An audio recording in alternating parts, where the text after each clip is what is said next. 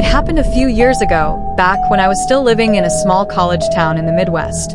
I was working late shifts at a bookstore downtown, and since I didn't have a car at the time, I usually walked home. It wasn't a long walk, maybe 20 minutes on foot, but the streets got really quiet after 10 p.m. The kind of quiet that makes you hear your own breathing, your own footsteps, and even the way your jacket rubs against your arms. That night, everything started as normal. The bookstore closed at 9, and after finishing the register count, I left around 9:30. The air was cold, the kind that stings your nose a little but feels fresh. Streetlights lit up the main road, but once I turned onto the side streets toward my apartment, the glow was thinner, weaker. It was one of those nights where every shadow looked deeper than usual. At first, I didn't notice him. My headphones were in, playing something quiet, just background noise. But halfway down Maple Street, I got that strange gut feeling. You know, when you suddenly realize you're not as alone as you thought you were. I turned the volume down, and that's when I caught it. Footsteps behind me. They weren't loud, but they matched my pace. When I slowed down, they slowed down. When I sped up, they sped up. My stomach dropped. I told myself it was nothing, just another person heading home. But then I remembered something my mom always said. It's not paranoia if someone's really following you. At the next block, I tried a little test. Instead of turning toward my street, I crossed diagonally, cutting through a small parking lot and heading toward an alley that looped back around. No one in their right mind would take that path unless they lived nearby. I glanced over my shoulder casually, like I was just looking at the cars. That's when I saw him. He was maybe 30 feet back. A man, tall, with a hood pulled up. I couldn't see his face, just the shape of it under the streetlight. But the way he moved, it wasn't casual. He wasn't on his phone. Wasn't walking with purpose. He was just trailing me. I quickened my pace. The alley smelled damp, like wet concrete. My shoes hit the ground faster, and my heartbeat matched. I told myself not to panic, but every nerve in my body screamed run. When I turned out of the alley, I made another sharp detour, this time onto a well-lit street with a closed diner on the corner. I hoped maybe I was wrong, that he'd keep walking or vanish down another path. But I looked back, and he was still there. Same pace, same distance. Still just far enough that he wasn't making a move, but close enough that I knew it wasn't a coincidence anymore. My apartment was still 10 minutes away.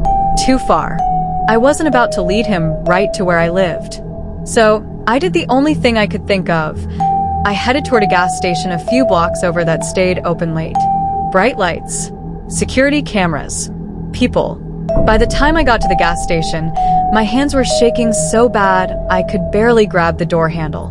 I went inside, trying to act normal, like I was just another late-night customer. The clerk glanced up, gave me a polite nod. I pretended to browse the snack aisle, peeking through the glass every few seconds. And sure enough, there he was, standing just outside, pretending to look at his phone. I stayed inside for 15 minutes, bought a drink I didn't want, just to have a reason to linger. Finally, I went up to the clerk and whispered, "Hey, I think someone's following me. Can I wait here for a bit?" The guy's eyes widened. He nodded and told me I could hang out until closing. He even offered to call the police, but I shook my head. Part of me didn't want to overreact.